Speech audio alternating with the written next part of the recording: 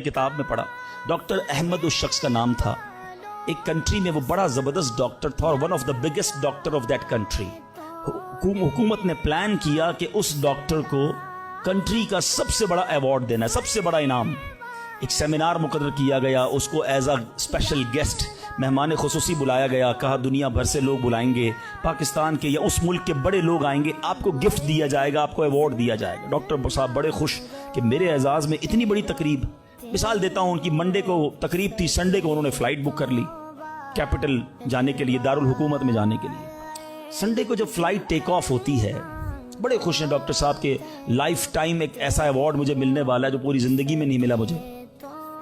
Flight take of ہوئی اور جہاز جو ہے وہ جیسے ہی ٹیک آف ہوا تھوڑی دیر بعد موسم خراب ہو گیا. جہاز میں بڑے ہچکولے آنے لگے, بڑی گھبراہٹ ان کو ہو گئی. ایسا لگا کہ جہاز کہیں حادثے کا شکار نہ ہو جائے.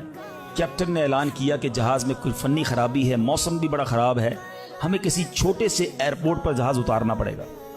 اس جہاز کو ایک چھوٹے ایئرپورٹ پر خیریت سے لینڈ کروایا گیا.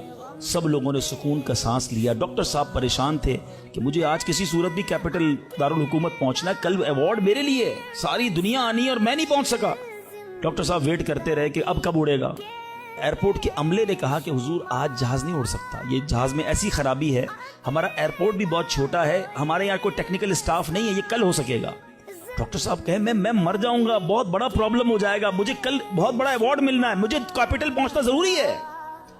دیکھیں اگر آپ نے واقعی وہاں پہنچنا ہے نا تو اس کا آسان حل یہ, آپ گاڑی کرائے پہ لیں, جہاں جانا ہے وہ 6-7 گھنٹے کی ڈرائیو ہے, آپ رات تک پہنچ جائیں گے, آپ جہاز کا انتظار نہ کریں. ڈاکٹر صاحب کو مشورہ سمجھ آیا, رینٹ کار لی, گاڑی ڈرائیو کرنا شروع کی. سارے راستے میں بارش, بجلی چمک رہی ہے, اکیلا ڈرائیور گاڑی چلا رہا ہے. ڈاکٹر صاحب اچانک اس کو سمجھ ہی نہیں آئی, راستہ پہلی بار تھا, وہ کسی ان نون راستے پر چڑھ گیا, موٹر وے سے اتر کر کسی چھوٹے راستے پہ چلا گیا.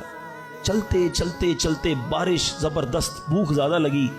ڈاکٹر کو احساس ہو گیا کہ میں غلط راستے پر آ گیا. اب بارش بھی اتنی, بھوک سے برا حال. دیکھا ایک چھوٹا سا گھر, اس میں بلب جل رہا تھا. اس ڈاکٹر نے گاڑی وہاں پارک کی, دروازہ نوک کیا. ایک بوڑھی خاتون باہر نکلی. کہا بیٹا کون ہو؟ کہا ماں جی راستہ بھول گیا ہوں, بارش بہت ہے. کہا بیٹا اندر آ جاؤ. اس خاتون نے جو گھر میں کھانا بنا تھا ڈاکٹر کو پیش کیا. ڈاکٹر احمد کو بھوک بڑی لگی تھی, کھانا کھا لیا. اب اس بوڑھی ماں کے پیچھے ڈاکٹر نے دیکھا ایک جوان بیٹا بستر پر لیٹا ہے. کہا ماں جی یہ کون ہے؟ کہا بیٹا میرا پوتا ہے, شدید بیمار ہے. میں غریب عورت ہوں مگر میرے پوتے کو جو میری زندگی کا سہارا, ایک ایسی بیماری ہو گئی ہے. ہمارے گاؤں میں نے کئی ڈاکٹروں کو دکھایا ہے.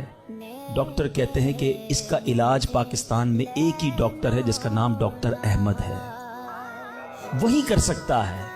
بیٹا ہر نماز کے بعد دعا کرتی ہوں کہ اتنے پیسے جمع ہو جائیں کہ میں اپنے اس معذور بیٹے کو ڈاکٹر احمد کے پاس لے جاؤں. تم مجھے مسافر لگتے ہو, ذرا تم بھی دعا کر دو میرے بیٹے کا علاج ہو جائے. ڈاکٹر احمد دسترخوان پر بیٹھ کر رونے لگا.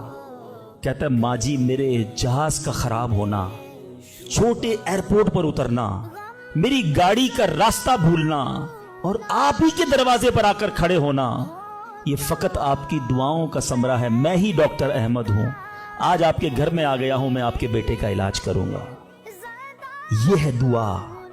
اللہ سے دعا کرو تو گھبراؤ نہیں, اللہ سے دعا کرو تو یقین رکھو, اگر واقعی دل سے دعا ہے تو رب راستے بنائے گا.